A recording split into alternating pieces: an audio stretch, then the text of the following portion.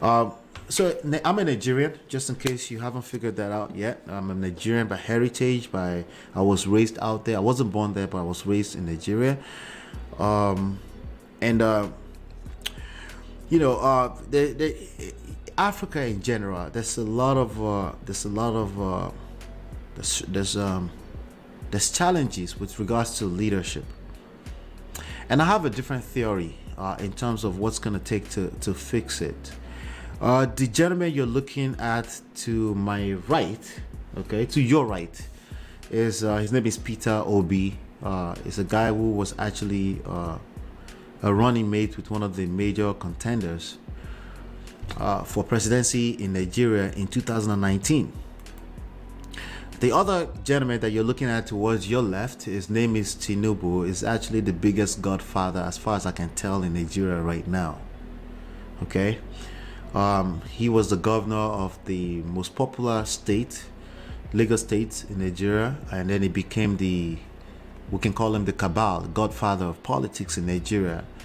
And the truth is that many people saw this coming. Now he's about to run for presidency. In my opinion, I think he's going to win the presidency. Not because it's the most, not because it's the, what's the word I'm looking for? Not because it's the holiest of them, the most integrity-driven leader in Nigeria. Not none of that at all, right? Not because it's the one that's going to create the better change for an average person in Nigeria. It has nothing to do with that. As a matter of fact, I think it's everything opposite. I think the guy to your right is actually probably going to be the best, but it's precisely why the people would not vote for him. Okay, see, we put ourselves on this pedestal, and we put ourselves as human beings. We put ourselves on these pedestals, especially those of us that are quote unquote pragmatic. We know what the facts and the statistics. We become entitled because we are learned, and we don't pay attention to how power dynamics work, right? We become entitled. We have expectations based off of our knowledge based at any point in time, and the truth is that if your knowledge is limited to only things you can see and not wisdom beyond, not wisdom into the human mindset, you will effectively continue to lose. And that's what's happening with the black race across board, both on the continent and in the diaspora. Okay, we don't realize that we for every time we ask for power to be given to us, we become even weaker, right? Because it reveals our weakness to wherever you consider the enemy is, right? And that's what's going on at every level. Either you're talking about on the continent, in diaspora, at an individual level, right?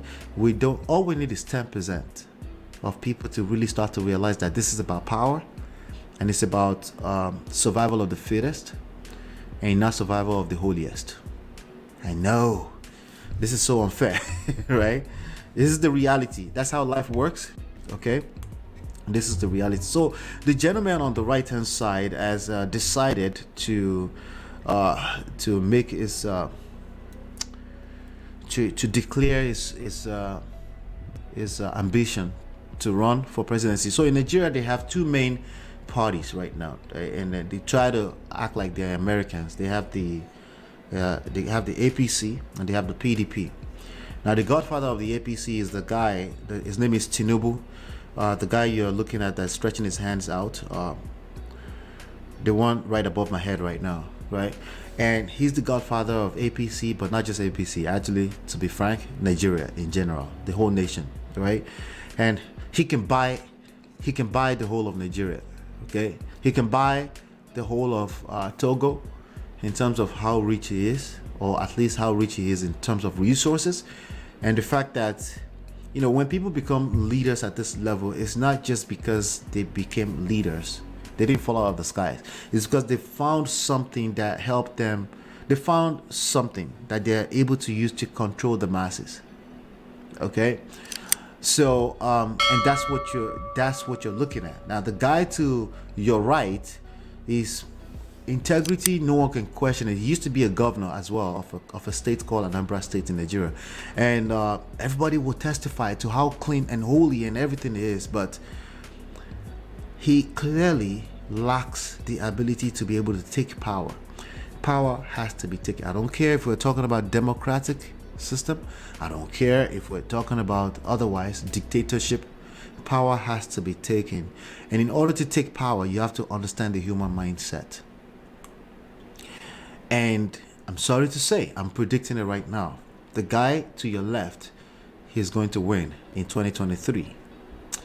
And there are many people, a lot of the most noisiest people right now on social media, they're noisy, they're loud for a reason. Usually, an empty barrel will make the loudest noise. Okay, and the most powerful people in the world, they move in silence in a lot of ways. Okay, they move in silence, and there's a reason, because again, they put all their energy into monitoring the human mindset and effectively using it to take power. It's not about weapons, it's not about physical weapons, it's not about any of that. It's about understanding the human mind. So this guy made his intentions known on Sahara TV. Shout out to Sahara reporters.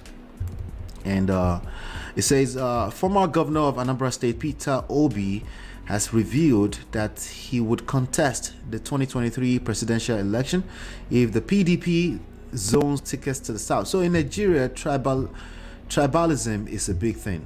Just if you learn that, it's a big thing. Again, we just talked about race, group of people, ethnicity, ethnic groups, right? In Nigeria, there are, I think, over 200 tribes. Okay, there's three major tribes: the Igbo, the Yoruba, the Hausa. But there's over 200 different, at least, languages, like completely distant languages that they can't understand each other. So when they were creating Nigeria and the institution they're working on right now, they have this thing that they call zone, and people can only run for presidency in certain parts of those zones. I think they have like 6 zones or something like that. Correct me if I'm wrong in the comment or chat area. So so he's saying if they move it to the south, he will run, right? He's making his ambition known. So let's see here.